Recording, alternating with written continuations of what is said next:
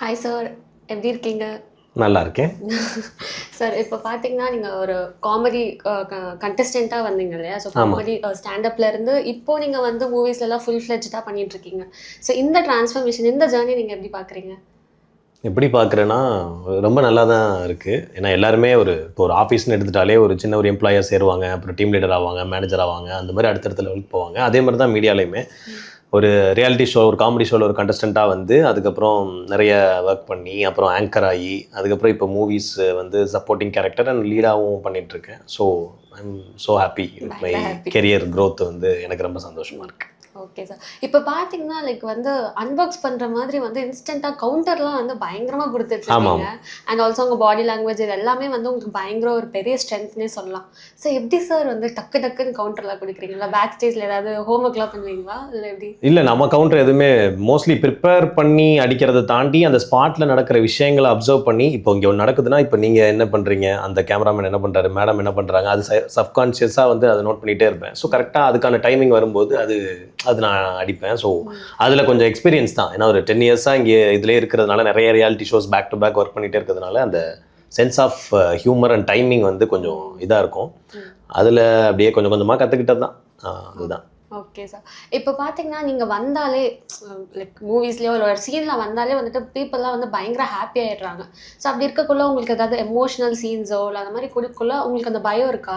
இதை எப்படி கொண்டு போய் நம்ம வந்து பீப்புள் கிட்ட சேர்ப்போம்? ஏன்னா அவங்க வந்து உங்களை காமெடி ஒரு ஜானர்லேயே பார்த்துட்டாங்களா? ஸோ அவங்கக்கிட்ட கொண்டு போய் சேர்க்கறதுக்கு நிறைய அந்த சேலஞ்சஸ்லாம் வந்து யோசிச்சிருக்கீங்களா? அந்த மாதிரி ஜென்ரலாக எல்லாரும் காமெடியன்ஸு வந்து அவங்கள ரிஜிஸ்டர் பண்ணிக்கிட்டவங்க எல்லாருமே எமோஷ்னல் சீன்னா கொஞ்சம் பயப்படுவாங்க. ஏன்னா பயப்படுவாங்கன்னா என்ன சொல்கிறது, அது அவங்களுக்கு பழக்கப்பட்ட விஷயம் கிடையாது. ஒரு ரெகுலராக அவங்க காமெடியாகவே மக்கள் எப்போ பார்த்தாலுமே அவங்கள சிரிச்சே பார்த்ததுனால அந்த எமோஷ்னல் நாங்கள் நடிக்கவே கொஞ்சம் பயப்படுவோம். பட் ஆனால் அதில் இன்னொரு விஷயம் என்னென்னா, when a comedian doing an emotional scene, அது வந்து நார்மல் பீப்புள் பண்ணுறத விட இன்னும் ஆடியன்ஸ் கிட்ட போய் சேரும் அப்படிங்கிற ஒரு நம்பிக்கை இருக்குது. நான் ரீசெண்டாக வந்து இது என்னது இதில் சொல்லலாம்ல, பரவாயில்ல, அமேசான் பிரைமில் இன்ஸ்பெக்டர் ரிஷி சீசன் 2 பண்ணியிருக்கேன். ஸோ அதில் வந்து எனக்கு வந்து காமெடி கிடையாது, சீரியஸான ஒரு ரோல். அதில் ஒரு எமோஷ்னல் சீன் வந்து நம்ம அழுது ரொம்ப நம்ம ஃபீலிங்ஸ்லாம் கொட்டுறோம், அந்த மாதிரியான ஒரு விஷயம் இருந்தது. ஸோ அதை பண்ணும்போது எல்லாருமே செட்டில் உள்ளவங்க எல்லாருமே வந்து பாராட்டினாங்க. ஏன்னா அது நான் அழுகும்போது வந்து அவங்களுக்கு இன்னும் வந்து அது நல்லா ரொம்ப கனெக்ட் ஆகிருக்கு. ஒரு காமெடியனாக இருந்துட்டு இவர் வந்து அதை எமோஷனை கரெக்டாக வெளிப்படுத்தும் போது அது ரொம்ப அது நல்ல விஷயம் தான். ஆனால் ஜென்ரலாக மூவிஸில் கொடுக்க மாட்டாங்க காமெடியன்ஸ்க்கு எமோஷனல் சீன்லாம். பட் கொடுத்தாங்கன்னா அதோட பலன் வந்து இன்னும் அதிகமாக இருக்கும். பட் அந்த ஆர்டிஸ்ட் அதுக்கு ஒர்க் பண்ணி பண்ணணும். ஆமாம், இல்லைன்னா அவ்வளோதான்.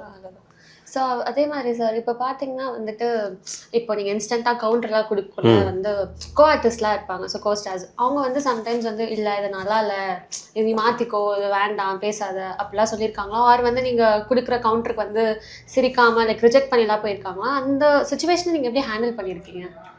அது உண்மையை சொல்லணும்னா, ஆரம்பத்தில் ஒரு 5 வருஷத்துக்கு முன்னாடி வந்து நானும் வந்து இந்த மாதிரி கவுண்டர்ஸ் கொடுக்கும்போதே என்னையே அறியாமல் இல்லை, அது ஒரு ஸ்டைலாகவே அப்படி தான் இருந்தது. நீங்கள் வந்து ஷோஸ்லாம் பார்க்கும்போது லொல்லு சப்பா அப்போல்லாம் வந்துட்டு எல்லாரையும் கிண்டல் பண்ணுவாங்க. அப்புறம் கலக்கப்போது யாரெல்லாம் ஆரம்பிக்கும் போதெல்லாம் கொஞ்சம் குண்டாக இருந்தால் வந்து அவங்கள வந்து அந்த பாடி ஷேம் பண்ணுறது, ஒரு கேரக்டர் அசாசினேஷன் பண்ணுறது, அதெல்லாம் ரொம்ப காமனாக இருந்தது. ஃபார் எக்ஸாம்பிள் எங்களோட சேனலில் கூட இந்த நாஜல் விஜயன் ஒரு மனிதர்லாம் இருப்பார், அவரை வந்து செம்பரம்பாக்கம் செனத்தவளை அப்படின்னு சொல்லுவாங்க. அது வந்து அப்போ வந்து அது ஒரு ஃபன்னாக இருந்தது. பட் வென் லைக் இந்த மாதிரி சோஷியல் மீடியாவோட எவாலுவேஷன் அண்ட் நிறைய குளோபலான காமெடிஸ் வந்து நம்ம பார்க்குறோம் அண்ட் நிறைய விஷயங்களை நம்ம பார்க்கும் பொழுது இது ஹெல்த்தியான விஷயம் கிடையாது, ஸோ அதை நம்ம அவாய்ட் பண்ணிக்கணும் அப்படின்னு சொல்லிட்டு நிறைய மாற்றங்கள் நடந்திருக்கு. இப்போ சேனல் ஷோஸ்லேயுமே நிறைய கம்மி பண்ணிட்டாங்க. அந்த மாதிரி character assassination, body shaming, bullying, அந்த மாதிரி ஒருத்தவங்களை இது பண்ணுற மாதிரி டார்கெட் பண்ணுற மாதிரி பண்ணுற காமெடிஸ்லாம் நான் அதை வந்து ரொம்ப வருஷம் முன்னாடி ஸ்டாப் பண்ணிட்டேன். When I started cook with Comali, நான் ஃபஸ்ட்டு டிசைட் பண்ணது அதுதான். நம்ம காமெடி பண்ணுறோமோ இல்லையோ, நம்ம பண்ணுற காமெடியால் யாரும் ஹர்ட் ஆகிடக்கூடாது. ஒரு பர்சனை நான் ரெப்ரசென்ட் பண்ணும் போதும், ஃபார் எக்ஸாம்பிள் இப்போ ஸ்ருத்திகா அவங்கள மாதிரி கெட்டப் போடுறேன், இல்லை ஒருத்தவங்கள மாதிரி நம்ம இமிட்டேட் பண்ணுறோன்னா கூட அது யார் மாதிரி நம்ம போடுறோமோ அவங்களே நம்மளை பார்த்து என்ஜாய் பண்ணணும், வா சூப்பராக அப்படி இருக்கணுமே தவிர அவங்க ஹர்ட் ஆகிடக்கூடாது. ஸோ அதில் ரொம்ப நான் கொஞ்சம் கேர்ஃபுல்லாக இருப்பேன். ஸோ என்னோட பர்ஃபார்மன்ஸ்லேயே மோஸ்ட்லி இந்த நீங்கள் சொல்கிற மாதிரி அந்த அடுத்தவங்களை கடுப்பாத்துற மாதிரி அடுத்தவங்களை ஒரு மட்டம் தட்டுற மாதிரியான காமெடிஸ் முடிஞ்ச வரைக்கும் நான் அவாய்ட் பண்ணியிருக்கேன். பட் என்னையும் மீறி ஏதாவது ஒரு ஸ்பாட்டில் ஒரு டைமிங்கில் ஐயோ அதை விட்டால் அப்படி வந்திருக்கலாம், அது கூட அவாய்ட் பண்ணணும்னு நினைக்கிறேன் ஃப்யூச்சரில். இப்போ நீங்க வந்து சம்டைம்ஸ் வந்து பயங்கரமா ஒரு இடத்துல கவுண்டர்லாம் கொடுத்துருப்பீங்க, பட் எடிட்டிங்ல அதெல்லாம் தூக்கியிருப்பாங்க. ஆமா. ஸோ அந்த மாதிரிலாம் விஷயம் நடந்திருக்கா? குக் கோமாளில வாரம் அதான் நடக்குது. 13 மணி நேரம் ஷூட்டிங் மேடம். 1 மணி நேரத்துக்கு 300 காமெடி அடிக்கிறோம். அதுல வந்து 3 வந்தாலே பெரிய விஷயம். ஸோ அது வந்து பாத்தீங்கன்னா 1.5 மணி நேரம் தான் வருது டெலிகாஸ்ட். 13 மணி நேரம் ஷூட்டிங்ல 1.5 மணி நேரம் மிச்சம் எவ்வளவு மணி நேரம் சொல்லுங்க பார்ப்போம். ஒரு படிச்ச ஆள் நீங்க. ஒரு 11 ஹார்ஸ். 11-11:30 ஹவர்ஸோட அந்த எனர்ஜி, அந்த காமெண்ட், அந்த கண்டென்ட், அந்த காமெடியில எங்க அது எல்லாமே வேஸ்ட் தான். திருப்பி அடுத்ததுக்கும் அடுத்த ஷெட்யூலையும் மறுபடியும் 13 மணி நேரம் பண்ணுவோம். ஸோ அதில் ஒரு அவ்வளோ பெரிய எஃபர்ட் இருக்கு. பார்க்கும்போது அது காமெடியான ஒரு ஜாலியான ஷோவாக இருக்கு. பட் எல்லாருமே ரொம்ப உழைச்சிட்டே இருக்கணும். அதுவும் கெட்டப் போடணும், அந்த இதை மெயின்டைன் பண்ணணும், அப்புறம் வந்து டாஸ்க் பண்ணணும். இந்த லட்சணத்தில் இடையில வந்து யாராவது நம்ம வம்பு இழுப்பாங்க. அது ரொம்ப கஷ்டம். அது குக் கோமாளி காமெடியாக இருக்கும். ஆனால் அதில் ஒர்க் பண்ணுறவங்களுக்கு வந்து அது ஒரு பெரிய என்ன சொல்ற நிறைய ரெஸ்பான்சிபிலிட்டி உள்ள ஒரு ஷோ. ஏன்னா சும்மாவே இருக்க மாட்ட முடியாது. இப்போ இங்கே வந்து குக்கிட்ட பேசணும், ஜட்ஜ் வருவார், அவர்கிட்ட பேசணும், இடையில ஏதாவது வருவாங்க, கெஸ்ட் வருவாங்க, கெட்டப் போடணும், வாய்ஸ் எடுக்கணும். பட் அதுக்கான பலனும் இருக்கு. ஏன்னா குக் வித் கோமாளி மக்களுக்கு ரொம்ப பிடிச்சிருக்குன்னா அவ்வளோ தூரம் எல்லாரோட எஃபர்ட்டும் போட்டு அது குக் வித் கோமாளினாலே நீங்க புகழ் சார் எல்லாம் நீங்க இருக்கீங்கன்னே பயங்கர ஜாலியா போகுது சார். எங்களுக்குலாம் வந்து பார்க்கும் போதே வந்து ரொம்ப பயங்கர ஹாப்பியா இருந்துச்சு. சூப்பரா பண்ணிட்டு இருக்கீங்க குக் வித் கோமாளில. அண்ட் ஆல்சோ இப்போ பாத்தீங்கன்னா வந்துட்டு நீங்கள் ஆங்கரிங் கூட பண்ணிட்டு இருக்கீங்க இல்லையா? ஸோ வந்து நிறைய ஆங்கர்ஸ்லாம் நாங்கள் பார்த்துருக்கோம். ஸோ உங்கள் வே ஆஃப் லைக் ஆங்கரிங் நீங்கள் வரக்குள்ள உங்கள் ஸ்டைலுன்னு ஒன்று இருக்கும் இல்லையா?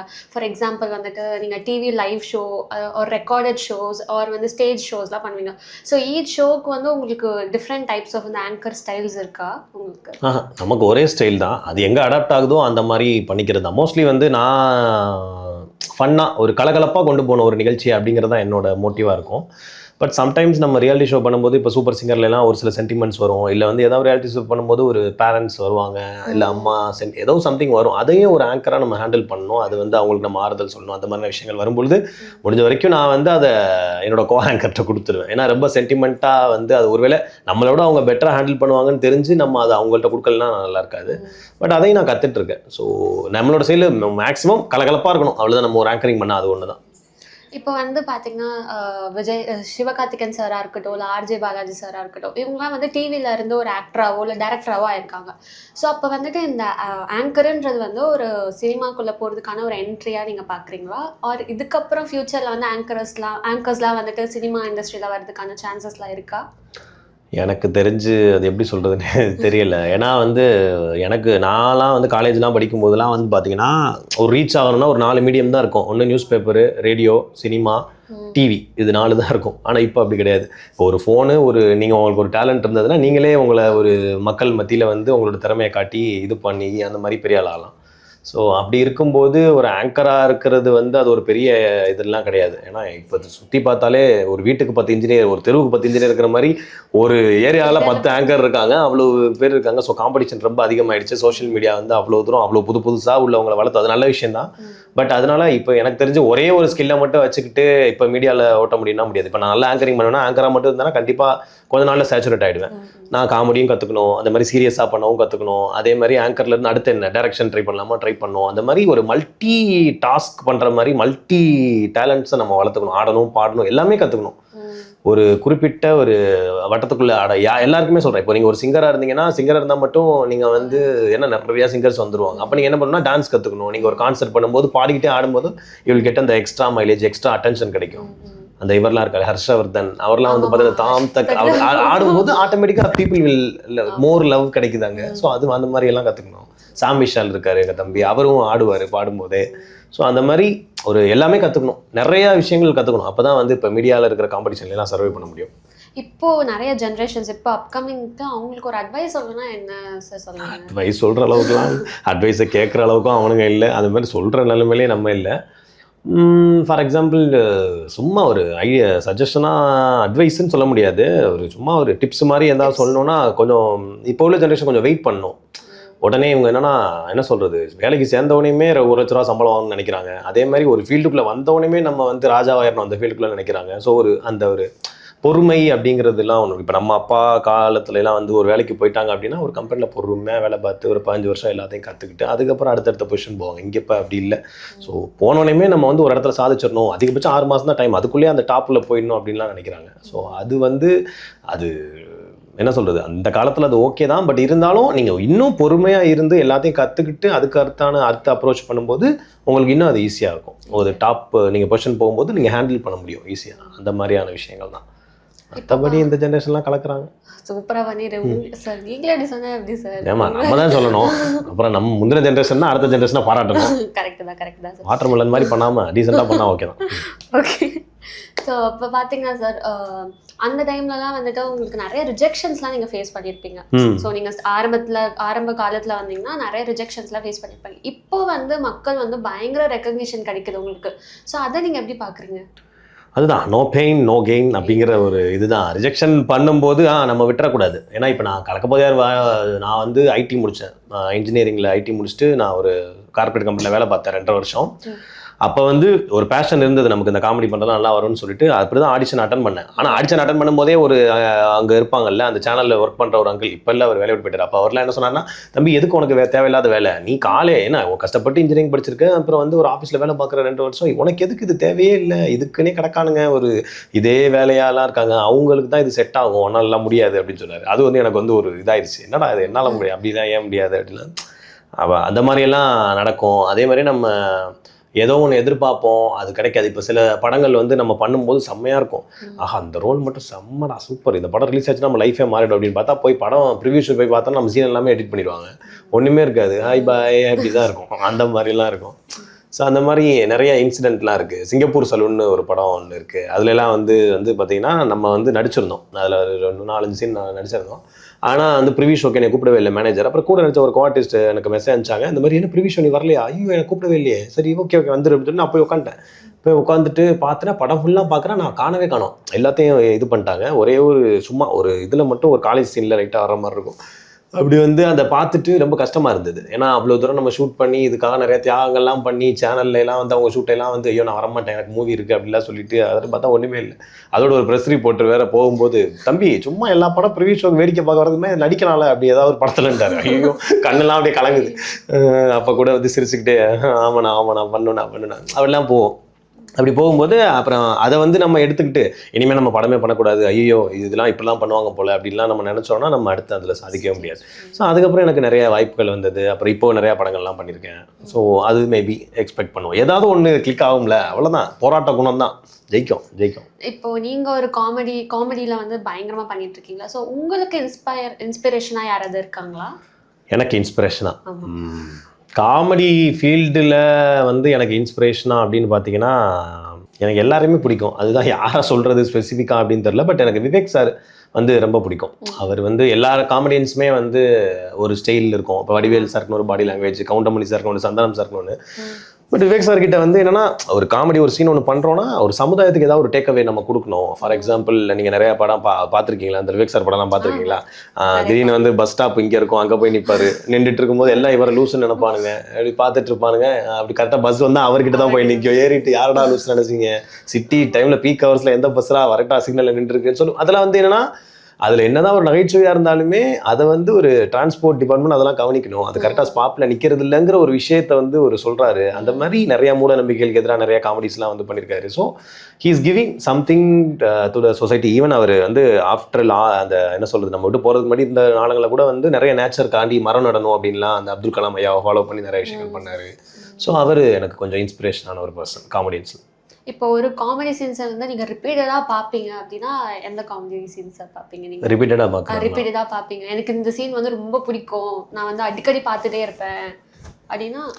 ரிப்பீட்டடானா நிறையா அதுலேயும் இருக்கே. பட் கண்டினியூஸாக எப்பயுமே வடிவேல் சார் சீன்ஸ் வந்து இப்போ நான் சொல்லலை, அவர் இன்ஸ்பிரேஷன் நீங்கள் கேட்டதுனால சொல்ல. பட் அந்த ரிப்பீட்டடாக திரும்ப பார்த்து சிரிக்கிற மாதிரினா அவரோட இதெல்லாம் பிடிக்கும் எனக்கு. இந்த வின்னரு அதில் அவர் பண்ணுறது, அப்புறம் அந்த வீரபாகு அந்த மாதிரி வடிவேல் சார் வந்து கொஞ்சம் ரிப்பீட்டடாக பார்த்தாலுமே கொஞ்சம் நல்லாயிருக்கும். இப்போ நீங்கள் லைக் இந்த இது ஸ்டார்ட் பண்ணுறதுக்கு முன்னாடி காமெடியாக நான் போய் இந்த மாதிரி பார்ட்டிசிபேட் பண்ணணும்னு நீங்கள் நினச்சிருப்பீங்களா? ஸோ அந்த டைமில் உங்கள் ஃப்ரெண்ட்ஸோ இல்லை ஃபேமிலியோ இல்லை வந்து டீச்சர்ஸ் நீங்கள் படித்த காலேஜில் இவங்க எல்லாமே உங்களுக்கு வந்து பயங்கரமாக சப்போர்ட்லாம் பண்ணியிருக்காங்களா? ஆமாம் பண்ணுவாங்க, பண்ணலைன்னா ஒன்றுமே பண்ண முடியாது. ஃப்ரெண்ட்ஸு ரொம்ப சப்போர்ட் பண்ணாங்க எனக்கு. ஆமாம், ஃப்ரெண்ட்ஸ் சப்போர்ட் தான் மெயின். மற்றபடி எங்கள் அம்மா வேணாம் தான் சொன்னாங்க, இந்த எதுக்கு டிவி உனக்கு கஷ்டப்பட்டு 4 வருஷம் எதுக்கு படிக்க வச்ச காசு செலவழிச்சு ரொம்ப மாடு இப்பெல்லாம் திட்டினாங்க. நம்ம ஃப்ரெண்ட்ஸ் தான் வந்துட்டு சும்மா போ பார்த்துக்கலாம், எல்லாரும் தான் வேலை பார்க்குறாங்க, இந்த மாதிரி எவ்வளோ பேர் பண்ண முடியும், உனக்கு அந்த டேலண்ட் இருக்குது சும்மா ட்ரை பண்ணு, வந்தால் வருது வரலனா போகுது அப்படி சொல்லி சில்லா அப்படி தான் அவங்க தான் அனுப்பிச்சி வச்சாங்க. அதனால் ஃப்ரெண்ட்ஸ் சப்போர்ட்டு ரொம்ப அதிகம் நமக்கு. இப்போ நீங்கள் போன காலேஜ்ல நீங்கள் எப்பயாவது போய் கம்பேரிங்லாம் பண்ணியிருக்கீங்களா, இல்லை கெஸ்டாலாம் போயிருக்கீங்க? போயிருக்கேன். போய் நான் கட்டின டியூஷன் ஃபீஸ் நானே திரும்பி வாங்கிட்டேன். அது வேற, அந்த ஹெச்ஓடி மேடம் வேற கடுப்புல இருப்பான். நம்மளோட காலேஜ்லேயே இப்படி ஒரு நடந்தது இந்த பையன் வாழ்க்கையில தான். கஷ்டப்பட்டு ஃபீஸ் கட்டி படித்த எல்லாத்தையுமே திருப்பி வாங்கிட்டானே. ரெண்டு வாட்டி போயிருக்கேன். பட் ரொம்ப சந்தோஷம். அது ரொம்ப ஒரு மாதிரி ஓவர்வெல்மிங்கான ஒரு ஃபீலிங்காக இருக்கும். நம்ம படித்த காலேஜ்லேயே வந்து, ஏன்னா அங்கே நம்ம திட்டு வாங்கியிருப்போம், நீலாம் உருப்படுவியா, போ போ போ ஐடி கார்டு எடு, அதெல்லாம் அவங்களே வந்து நம்மளை வெல்கம் பண்ணி பொக்கேலாம் கொடுத்து இஸ் அவர் ப்ரௌட் அலுமினி அந்த வைஸ் ஸ்டூடெண்ட் அப்படிலாம் சொல்லும்போது நல்லா இருந்துச்சு. ஸோ உங்கள் லைஃப்லேயே மறக்க முடியாத ஒரு ஃபன் மூமெண்ட் ஏதாவது இருக்கா சார்? லைஃபே ஃபன்னாக தான் இருக்குது, இதில் எங்கிட்ட மறக்க முடியாது, எல்லாமே ஃபன் மூமெண்ட் தான். எல்லாமே ஃபன் மூமெண்ட். ஆனால் எனக்கு ரொம்ப மறக்க முடியாததுன்னா வந்து அந்த ஃபஸ்ட்டு டைட்டில் வின் பண்ணது கலக்கப்போவது யார் சீசன் 5 சிவகார்த்திகேயன் சார் கையால் அந்த டைட்டில் வாங்கினப்போ. ஏன்னா அப்போ நம்ம வந்து வேற ஒரு வேலையை விட்டுட்டு வர்றோம், இந்த ஃபீல்டு எப்படி இருக்கும்லாம் தெரியாது. பட் அந்த ஆடிஷன் அட்டன் பண்ண ஃபஸ்ட்டு ஷோலே வின் பண்ணது அது செம்ம ஒரு unforgettable moment in my life. Till இப்போ வரைக்குமே வந்து அந்த மூமெண்ட் தான் தி பெஸ்ட். ஆக்சுவலி நீங்கள் வந்து திருப்பியும் எலிமினேட் எலிமினேட் ஆகிட்டு ஒயில்ட் கார்டில் வந்து அதுக்கப்புறம் ஃபைனலில் போய் நான் அந்த டைம்ல நான் பார்த்துருக்கேன் சார். பயங்கர எனக்கு ரொம்ப பிடிக்கும் உங்களோட காமெடியெல்லாம். ஸோ இப்போ வந்து பார்த்தீங்கன்னா சார், ஆங்கரிங் இதெல்லாம் தாண்டி இன்னும் நான் வந்து புதுசாக ஏதாவது பண்ணணும், மக்களுக்கு நான் இன்னும் புதுசாக கொண்டு போய் சேர்க்கணும் அப்படின்னு ஏதாவது யோசிச்சிருக்கீங்களா? மக்களுக்கு ஏதாவது பண்ணணும்லாம் இல்லை, டைரக்ஷனில் கொஞ்சம் இன்ட்ரெஸ்ட் இருக்குது. ஸோ அதுக்கான டைம் வரும்பொழுது நம்ம டைரக்ட் பண்ணணும் அப்படின்னு சொல்லி ஒரு அது ஓரளவு வருது. இப்போ நான் அதுக்கான டெக்னிக்கெல்லாம் கற்றுட்ருக்கேன். இப்போ படம்லாம் நான் போனேன்னா நடிக்கிறத மட்டும் இல்லாமல் அங்கே போயிடுவேன். அந்த எனக்கு சீனே இல்லைன்னா கூட போயிட்டு எப்படி எடுக்கிறாங்க, என்ன மாதிரி ஆங்கிள் வைக்கிறாங்க, அது வந்து எப்படி ஓவராலாக மெயின்டைன் பண்ணுறாங்க ஒரு மூவியில், அந்த இதெல்லாம் கற்றுட்ருக்கேன். ஸோ டைரக்ஷனில் இன்ட்ரெஸ்ட் இருக்குது. அப்புறம் வேற என்ன, மக்களுக்கு இல்லை, யார்தான் என்கிட்ட கஷ்டம்னா அவங்களுக்கு ஹெல்ப் பண்ணேன், அவ்வளோதான். வேற ஒன்றும் பெருசாக இல்லை. இப்போ ஃப்யூச்சர்லேயே உங்களுக்கு ஒரு ஷோ கொடுக்குறாங்க. ஸோ அந்த ஷோ வந்து நீங்கள் வந்து உங்கள் வேல வந்து நீங்கள் அந்த ஷோ எப்படி எடுப்பீங்க? லைக் ஃபன்னாக கொண்டு போவீங்களா, இல்லை எந்த மாதிரி ஷோ? அந்த ஷோவில் அவங்க கொடுக்கும்போதே சொல்லிடுவாங்க இதில் என்ன எதிர்பார்க்குறாங்க. இட்ஸ் அ கேம் ஷோ மாதிரி இருக்கணுமா, இல்லை ஃபன்னாக இருக்கணுமா, இல்லை சென்டிமெண்ட்டாக இருக்கணுமா, இல்லை வந்து ஒரு எமோஷன் வெளிப்படுத்து. இப்போ ஹாப்பி லைஃப் ஹாப்பி ஒய்ஃப்னு ஒரு ஷோ விஜய் டிவியில் வருது. ஸோ அது ஃபன்னும் இருக்கும், அதே நேரத்தில் ஒரு ஹஸ்பண்ட் ஒய்ஃப் வந்து அவங்களுக்குள்ளான அந்த இவ்வளோ நாளாக வந்து அது எல்லாமே இருக்கும். ஸோ அது என்ன தேவைப்படுதோ அதுக்கு ஏற்றாப்புல பெஸ்ட்டாக என்ன பண்ண முடியுமோ அது பண்ணாரு. ஏசிஎஸ் மெடிக்கல் காலேஜ்க்கு வந்திருக்கீங்க, அதை பற்றி ஏதாவது கொஞ்சம் சொல்லுங்கள் சார். ரொம்ப சந்தோஷம். ஏன்னா எங்களோட ஷூட்டிங் வந்து மோஸ்ட்லி இந்த இவிபி இங்கே தான் நடக்கும், எல்லா ஷோவுமே விஜய் டிவியோட ஷோஸுமே. ஸோ போகும்போது எப்பயுமே இது இந்த மார்க் நான் பார்த்துட்டே போவேன், இவ்வளோ பெருசாக இருக்குது என்ன இது அப்படிங்கும்போது அந்த ACS medical college, MGR university அதில் இருந்தாலும் போட்டிருப்பாங்க. ஸோ இந்த காலேஜில் எதுவும் ஃபங்க்ஷன் வச்சா நம்மளை கூப்பிடவே மாட்டாங்களேன்னு சொல்லி யோசிச்சிட்டே இருந்தேன். ஐ திங்க் ஸோ இதுதான் அந்த நாள் அப்படின்னு நினைக்கிறேன். ஸோ உள்ளே வந்ததுமே ரொம்ப பிரம்மாண்டமாக இருந்துச்சு, நிறைய பில்டிங் இதெல்லாம் பார்த்தேன். அண்ட் நானே ரொம்ப எக்ஸைட்டாக இருக்கேன். ஏன்னா 2 சீஃப் கெஸ்ட் வேறு ரொம்ப பெரிய செலிபிரிட்டிஸ்லாம் வர்றாங்க. அண்ட் ஃபஸ்ட் டைம் வந்து இந்த காலேஜில் ஹோஸ்ட் பண்ண போகிறேன் ஃபங்க்ஷன். அண்ட் ஸ்டூடெண்ட்ஸ்லாம் பார்த்தேன், ரொம்ப எல்லாருமே ஜாலியாக, ஒரு மாதிரி மெடிக்கல் காலேஜ்னாலே கொஞ்சம் கட்டுப்பாக மூஞ்சி வந்தாலே இப்படிலாம் இருப்பாங்க. பட் இங்கே அப்படி இல்லை, ஓரளவு ஃபன்னான ஒரு என்விரான்மெண்ட்டாக தான் இருந்தது, எல்லாருமே ஜாலியாக போயிட்டுருக்காங்க. ஸோ நான் ஐம் ஆல்சோ லுக்கிங் ஃபார்வர்ட் இந்த ஃபங்க்ஷன் ஸ்பெக்ட்ரா 2026 எப்படி போக போகுது அப்படின்னு. ஸோ ஓவராலாக ஒரு மெமரபிளான ஒரு டேக்காக எல்லாருமே வெயிட் பண்ணிகிட்ருக்கோம், கலக்கும். தேங்க்யூ ஸோ மச் சார், இவ்வளோ தூரம் வந்ததுக்கு ரொம்ப தேங்க்ஸ். வாழ்த்துக்கள். ஹாய் மேம், எப்படி இருக்கீங்க? ஹாய், ஹலோ, நான் நல்லா இருக்கேன், நீங்க எப்படி இருக்கீங்க? Very good. பார்க்கவே பயங்கர கார்ஜியஸா டெடி மாதிரி இருக்கீங்க. Oh seriously? Thank you so much. So சொல்லுங்க, அவங்கள பற்றி நீங்களே ஒரு 2-3 வார்த்தையில சொல்லுங்க. So yeah, basically I'm a television anchor, so I have done like 200+ interviews on television. So like KS Ravikumar sir மாதிரி லெஜெண்ட்ஸ் எல்லாம் இன்டர்வியூ பண்ணும்போது I felt oh my this is my place, அந்த மாதிரி எனக்கு தோணுச்சு. So for a very long time like நாங்கள் இப்போ நான் உங்களெல்லாம் பார்க்கும்போது எனக்கு ரொம்ப இன்ஸ்பைரிங்காக இருக்குது. காலேஜ்லேயே உங்களுக்கு இந்த மாதிரி ஒரு ஆப்பர்ச்சுனிட்டி கிடைக்குது, பட் எனக்கு அப்படி இல்லை. நான் படித்தது இன்ஜினியரிங் அன்ஃபார்ச்சுனேட்லி. ஸோ அதையும் பண்ணி இதையும் பண்ணி ஒரு மாதிரி ஸ்ட்ரகிள்ஸாக தான் போயிட்டு இருந்துச்சு. பட் தென் ஐ திங்க் நமக்கு வந்து you have to face some ஸ்ட்ரகிள்ஸில். உங்களுக்கு பிடிச்ச ஒரு விஷயம் பண்ணும்போது கண்டிப்பாக அது நடக்க தான் செய்யும். பட் ஆஃப்டர் தட் நீங்கள் ஒரு பாயிண்டில் ஃபீல் பண்ணுவீங்க, ஓகே நம்ம பட்ட கஷ்டம் எல்லாம் இட்ஸ் வர்த் இட் அப்படின்னு. ஸோ அந்த மாதிரி தான் எனக்கும்.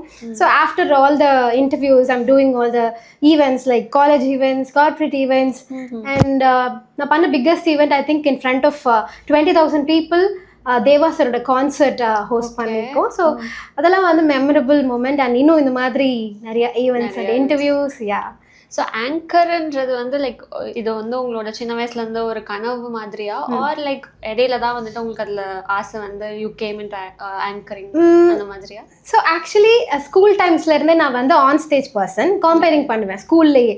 நம்ம வந்து அங்கே ப்ரொஃபஷனலி பண்ணுவோம், I would like to call mister இந்த மாதிரி ஆரம்பிச்சது தான். அண்ட் தென் நான் ஐடியில் ஜாயின் பண்ணதுக்கப்புறம் like sitting in a place hitting a keyboard வந்து எனக்கு ரொம்ப என்னடா இது ஒன்றுமே பண்ண முடியலையே அந்த மாதிரி இருந்துச்சு. பேசிக்லி கிளாஸில் இருக்க பர்சனே இல்லை நான். ஸோ ஏதாச்சும் பண்ணிட்டே இருப்பேன். அப்போ ரொம்ப ஐடலாக இருக்கும்போது தான் நான் இந்த மாதிரி டெலிவிஷன் ஒரு ஆட் பார்த்தேன். And then I went into எனக்கு போன உடனே I got selected like in the first audition. So open நம்ம நிஜமாவே ஒரு ஆங்கர் தான் போல அப்படின்னு எனக்கு தோணுச்சு. ஸோ ஸ்கூல் காலேஜ்லேருந்து basically I'm doing this. Okay.